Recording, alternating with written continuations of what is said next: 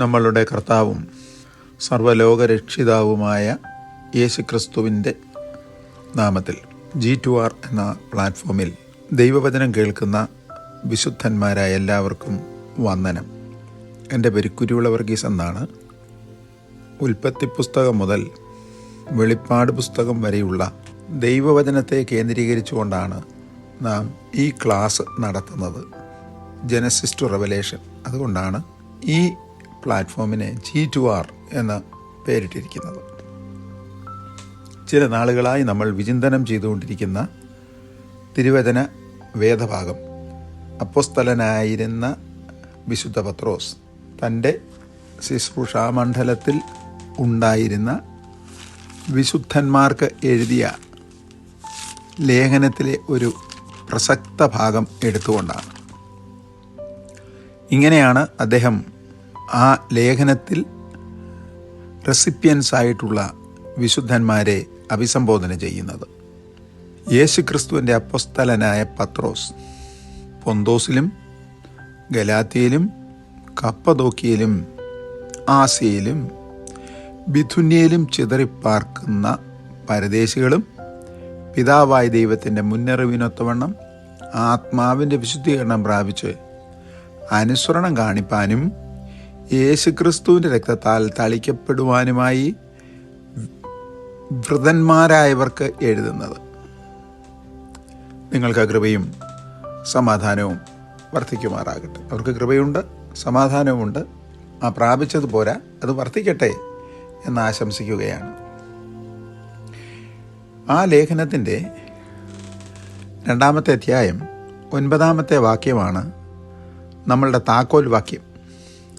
എന്നിട്ട് അവരോട് പറയുകയാണ്, നിങ്ങളോ ആത്മീയ അന്ധകാരത്തിൽ നിന്ന് തൻ്റെ ആത്മീയ അത്ഭുത പ്രകാശത്തിലേക്ക് നിങ്ങളെ വിളിച്ച ദൈവത്തിൻ്റെ സൽഗുണങ്ങളെ ഘോഷിപ്പാൻ തക്കവണ്ണം 1. തിരഞ്ഞെടുക്കപ്പെട്ട ജാതി, 2. രാജകീയ പുരോഹിതവർഗം, 3.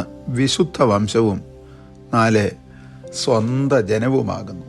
പൗലോസ് അപ്പോസ്തലൻ ഇവിടെ നമ്മൾ ആരംഭത്തിൽ കണ്ട വാക്യത്തിലെ വായിച്ച വാക്യത്തിൻ്റെ അടിസ്ഥാനത്തിൽ പൊന്തോസിലെ, ഗലാത്യയിലെ, കപ്പദോക്കിയയിലെ, ആസിയയിലെ, ബിഥുന്യയിലെ പരദേശികളായി പാർക്കുന്ന ജാതികളിൽ നിന്ന് കർത്തൃഭാഗത്തേക്ക് വന്ന വിശുദ്ധന്മാർക്ക് എഴുതിയ ലേഖനമാണ്.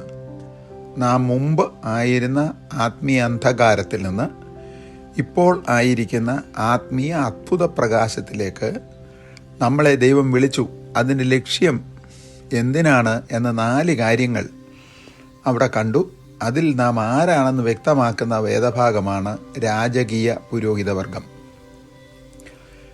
പുരോഹിതന്മാരെ സംബന്ധിച്ച് ലേവ്യ പുസ്തകത്തിലും സംഖ്യാപുസ്തകത്തിലും ആവർത്തന പുസ്തകത്തിലും വളരെ വ്യക്തമായി പുറപ്പാട് പുസ്തകത്തിലും അവർ ആചരിച്ച് അനുഷ്ഠിക്കേണ്ട നിയമസംഹിതകളെ വളരെ വ്യക്തമായി രേഖപ്പെടുത്തിയിട്ടുണ്ട്.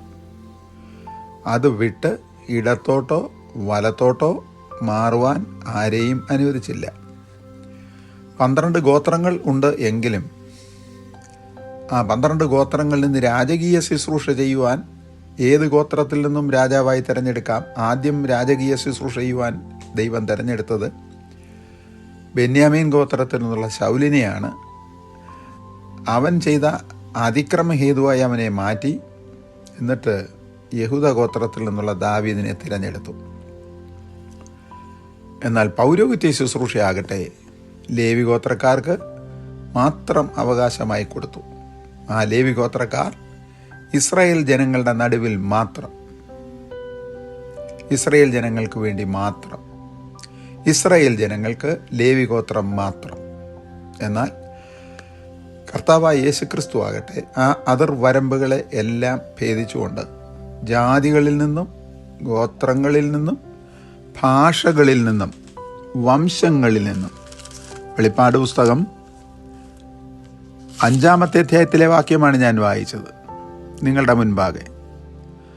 യേശുക്രിസ്തു അറുക്കപ്പെട്ടതിൻ്റെ ഫലമായി അവൻ്റെ രക്തം കൊണ്ട് സർവഗോത്രത്തിലും ഭാഷയിലും വംശത്തിലും ജാതിയിൽ നിന്നുള്ളവരെ ദൈവത്തിന് വേണ്ടി വിലയ്ക്ക് വാങ്ങി ഞങ്ങളുടെ ദൈവത്തിന് അവരെ രാജ്യവും പുരോഹിതന്മാരുമാക്കി വെച്ചു. ഇതാണ് നമ്മുടെ പ്രസക്ത വിഷയം.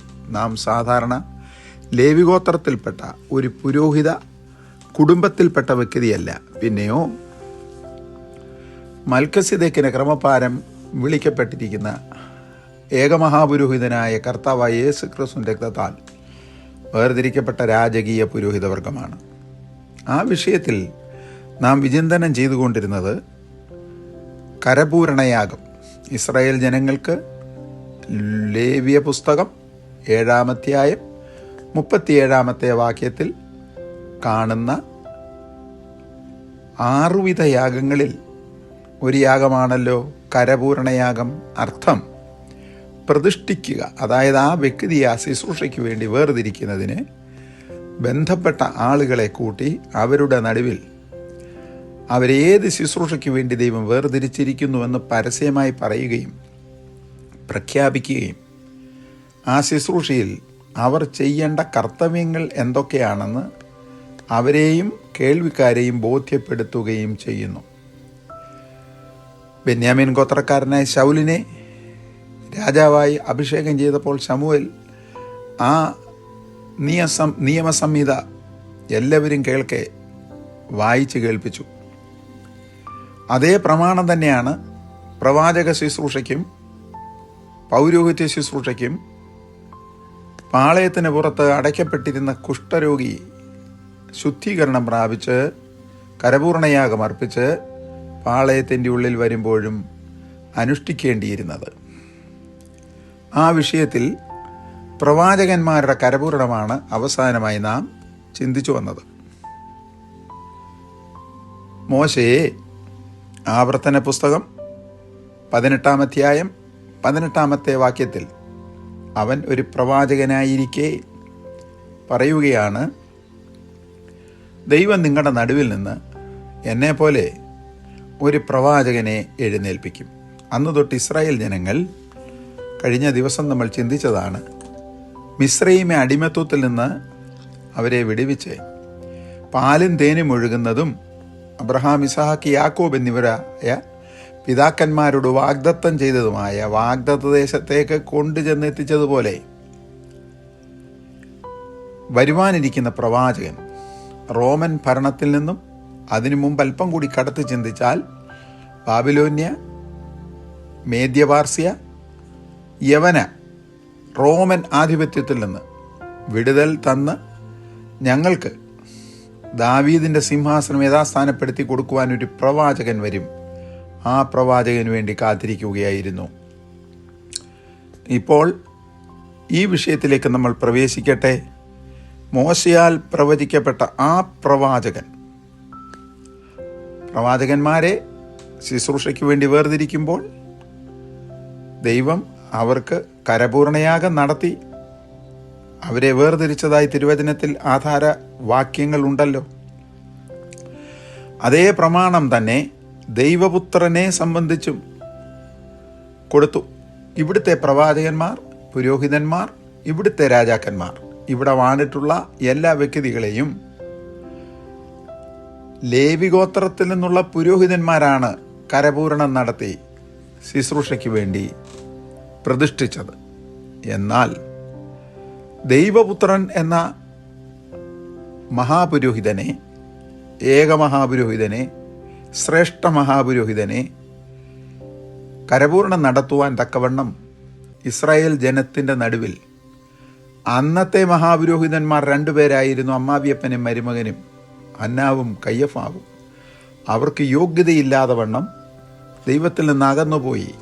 അതുകൊണ്ട് ദൈവപുത്രനെ ആ ശുശ്രൂഷയ്ക്ക് വേണ്ടി കരപൂരണം അഥവാ അഭിഷേകം അഥവാ പ്രതിഷ്ഠ നടത്തിയത് ദൈവം തന്നെയാണ്. പഴയ നിയമത്തിൽ പുരോഹിതനെയോ പ്രവാചകനെയോ രാജാവിനെയോ കരപൂരണം നടത്തി ആ ശുശ്രൂഷ ഏൽപ്പിക്കുമ്പോൾ പ്രത്യേക വൈദ്യവിധി മുറപ്രകാരം ഉണ്ടാക്കപ്പെട്ട അഭിഷേക തൈലം ആട്ടുകൊറ്റൻ്റെ കൊമ്പിൽ നിറച്ച് അഭിഷേകം പ്രാപിക്കേണ്ട വ്യക്തിയുടെ തലയിൽ ഒഴിക്കുന്നു. ആ ഒഴിക്കപ്പെട്ട അഭിഷേക തൈലം അവൻ്റെ ശരീരത്തിൽ കൂടെ വ്യാപരിക്കുന്നു. എന്നാൽ ദൈവപുത്രൻ്റെ അഭിഷേകത്തെക്കുറിച്ച് പഠിക്കുമ്പോൾ വൈദ്യവിധി മുറപ്രകാരം ഉണ്ടാക്കിയ അഭിഷേക തൈലം കൊണ്ടല്ല, തൃത്വത്തിൽ മൂന്നാമനാകുന്ന പരിശുദ്ധാത്മാവിനെ അവൻ്റെ മേൽ അയച്ചാണ് അവനെ അഭിഷേകം ചെയ്തത്. എബ്രായർക്ക് എഴുതിയ 2-ാം അധ്യായം 17, 3-ാം അധ്യായം 1, 4-ാം അധ്യായം 14, 15 ധാരാളം വാക്യങ്ങൾ ഇതിനാധാരമായുണ്ട്. രാജാവും രാജാധിരാജാവും കർത്താതികർത്താവും യേശുക്രിസ്തുവിൻ്റെ പേരാണ്. വാക്യങ്ങൾ ഉൾപ്പെടെയാണ് ഈ വേദഭാഗം നിങ്ങളുടെ മുൻപാകെ ഞങ്ങൾ കൊണ്ടുവരുന്നത്. മത്തായി എഴുതിയ സുവിശേഷം 27-ാം അധ്യായം 11, 37 വാക്യങ്ങൾ. വെളിപ്പാട് പുസ്തകം 17-ാം അധ്യായം 14, 19-ാം അധ്യായം 6-ാമത്തെ വാക്യവും അവൻ രാജാധിരാജാവും കർത്താതികർത്താവുമാണ്. എന്താണ് ആ പദത്തിൻ്റെ അർത്ഥം? രാജാക്കന്മാരെ ആക്കിയവനും കർത്തൃത്വം നടത്തുന്ന ഭരണാധികാരികളെ ആക്കുന്നവനും ആണ് നമ്മുടെ കർത്താവ്. ആധാരവാക്യം കൊലോസ്യർക്ക് എഴുതിയ ലേഖനത്തിൽ വിശുദ്ധ പൗലോസ് വ്യക്തമായി എഴുതി. 1-ാം അധ്യായം 16-ാമത്തെ വാക്യം. കർത്താവായ യേശു ക്രിസ്തു അന്നത്തെ മഹാപുരോഹിതന്മാരായിരുന്ന ഹന്നാവിൻ്റെയും കയ്യഫാവുടെയും കൈവെപ്പിനാലും കരപൂർണ ശുശ്രൂഷയാലും അല്ലായിരുന്നു. പ്രത്യേക തൃത്വത്തിൽ മൂന്നാമനായി പരിശുദ്ധാത്മാവിനാലായിരുന്നു ശുശ്രൂഷ ഏറ്റത്. മത്തായി എഴുതിയ സുവിശേഷം 1:18, 3:16, 17. ലൂക്കോസ് എഴുതിയ സുവിശേഷം 3:21, 22.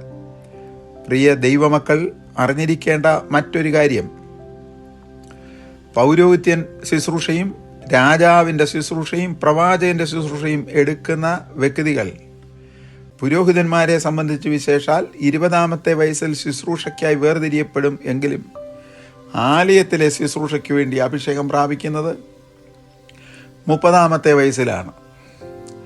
എന്നാൽ നമ്മളുടെ മഹാപുരോഹിതനായിരുന്ന കർത്താവായ യേശു ക്രിസ്തു അഭിഷേകം പ്രാപിച്ചു എന്നുള്ളൊക്കെ പറയുമ്പോൾ മത്തായി 1:18 ഗബ്രിയേൽ മാലാഖ മറിയാമിൻ്റെ അടുക്കൽ വന്ന് പറഞ്ഞത്, തൃത്വത്തിൽ മൂന്നാമനാകുന്ന പരിശുദ്ധാത്മാവ് നിന്റെ മേൽ നിഴലിടും, ദൈവത്തിൻ്റെ ആത്മാവ് നിന്നിൽ ഒരു വിശുദ്ധ പ്രജയെ. ചുരുക്കി പറഞ്ഞാൽ കർത്താവായ യേശു ക്രിസ്തു ജനനത്തിൻ്റെ ആദ്യ നിമിഷം മുതലേ അവൻ അഭിഷിക്തനായിരുന്നു.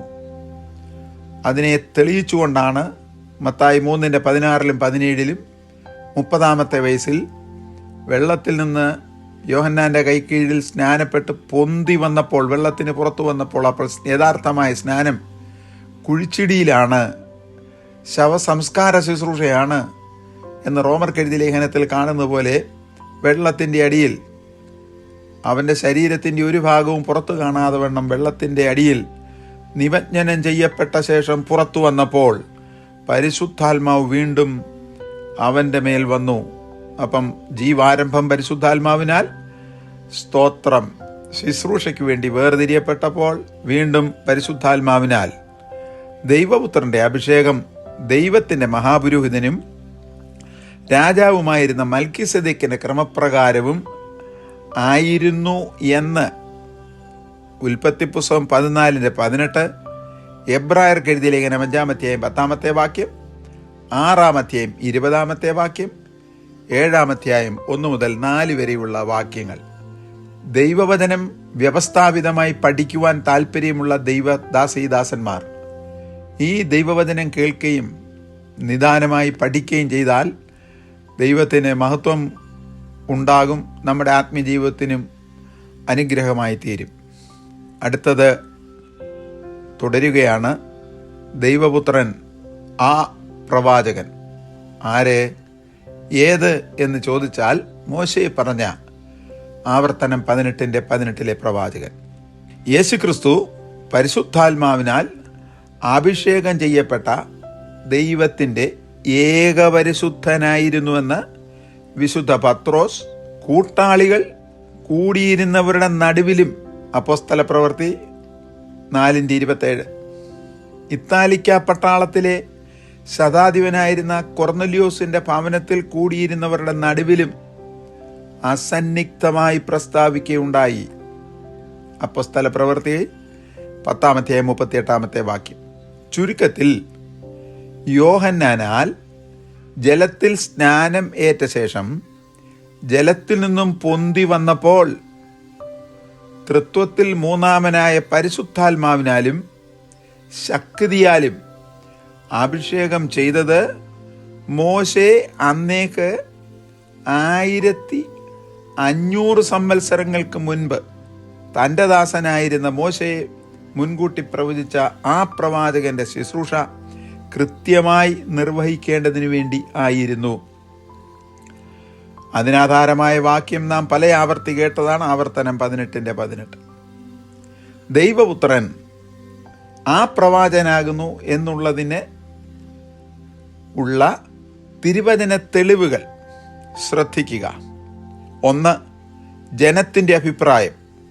ഗലീലയിലെ നസറേത്തിൽ നിന്നുള്ള പ്രവാചകൻ എന്ന് ജനം ഏകമനസ്സോടെ പറഞ്ഞു. മത്തായി സുവിശേഷം 21-11 വാക്യം ഒന്നാമത്തെ തെളിവ്.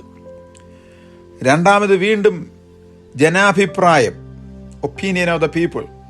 നയീനിലെ വിധവയുടെ മരിച്ചുപോയ മകനെ ഉയർപ്പിച്ചത് കണ്ട് ദൃക്സാക്ഷികൾ കൂടിയിരുന്ന എണ്ണമറ്റ ജനങ്ങൾ, ഒരു വലിയ പ്രവാചകൻ നമ്മുടെ ഇടയിൽ എഴുന്നേറ്റിരിക്കുന്നു, ദൈവം തൻ്റെ ജനത്തെ സന്ദർശിച്ചിരിക്കുന്നു എന്ന് പറഞ്ഞു. ലൂക്കോസിൻ്റെ സുവിശേഷം 7:16. അതായത് ആ ബാല്യക്കാരൻ്റെ ശരീരം അടക്കം ചെയ്യുവാനായി കുഴിച്ചിടുവാനായി പോകുന്ന വഴിയിലെ പ്രൊസഷൻ, അതിനെതിരെ വരുന്ന കർത്താവ്. സാധാരണ ശവത്താൽ ആരും അശുദ്ധരാകാതിരിക്കേണ്ടതിന് വേണ്ടി എതിരെ വരുന്നവരും കൂടെ പോകുന്നവരും ദൂരം വിട്ടു മാത്രമേ നിൽക്കുകയുള്ളൂ. എന്നാൽ യേശു ക്രിസ്തുവാകട്ടെ ആ എതിർ വരുന്ന ശവശരീരം വഹിക്കുന്ന ശവമഞ്ചത്തിൻ്റെ അടുക്കൽ ചെന്ന് ശവമഞ്ചത്തിൻ്റെ അടുക്കൽ നിന്ന് വിളിച്ചു പറഞ്ഞു, യൗവനക്കാരാ, എഴുന്നേറ്റ് വരിക. ഇത് കണ്ടപ്പോൾ അവർ അത്ഭുതപ്പെട്ടു പോയി. മൂന്നാമത്തെ തെളിവ്, ശമറിയ സ്ത്രീ. 4-19 വാക്യത്തിൽ അവളുമായി നടന്ന സംസാരത്തിൻ്റെ അവസാനം അവൾ കൺക്ലൂഷനിൽ വന്ന് പറയുകയാണ്, നീ പ്രവാചകനാണ്. ഏത് പ്രവാചകൻ? മോശയെ ആവർത്തനം 18:18 പറഞ്ഞ ആ പ്രവാചകൻ.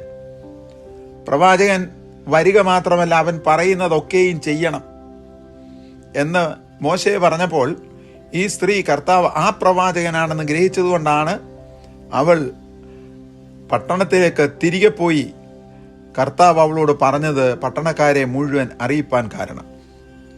നാലാമത്തെ തെളിവ്, തിബരിയാസ് കടൽക്കരയിൽ താൻ നടത്തിയ അത്ഭുത രോഗശാന്തി ശുശ്രൂഷകളും 5 അപ്പവും 2 മീനും കൊണ്ട് കൂടി വന്നിരുന്ന പുരുഷാരത്തെ മുഴുവൻ തീറ്റി തൃപ്തിപ്പെടുത്തിയ ശേഷം 12 കൊട്ടയിൽ കൊള്ളത്തക്ക വിധത്തിൽ അളവിൽ ശേഷിപ്പ് വരുത്തുകയും അത് കാണുകയും കേൾക്കുകയും അനുഭവിക്കുകയും ചെയ്ത ജനസഞ്ചയം, ലോകത്തിലേക്ക് വരുവാനുള്ള ആ പ്രവാചകൻ ഇവനാകുന്നു എന്ന് ഐകകണ്ഠേന പറഞ്ഞു.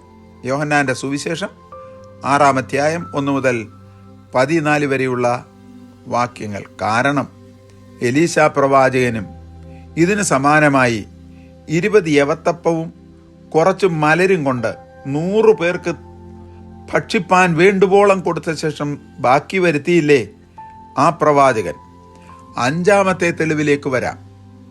യഹൂദന്മാരുടെ പ്രധാന ഉത്സവത്തിൻ്റെ ഒടുക്കത്തെ നാളിൽ യെരുശലേമിൽ കൂടി വന്നിരുന്ന ദാഹിച്ചു വലഞ്ഞ ജനത്തെ നോക്കി, ദാഹിക്കുന്നവനെല്ലാം എൻ്റെ അടുക്കൽ വന്നു കുടിക്കട്ടെ, എന്നിൽ വിശ്വസിക്കുന്നവൻ്റെ ഉള്ളിൽ നിന്ന് തിരുവെഴുത്തു പറയുന്നത് പോലെ ജീവജലത്തിൻ്റെ നദികൾ ഒഴുകും എന്ന് തിരുവായി മൊഴിഞ്ഞു. ഇത് കേട്ട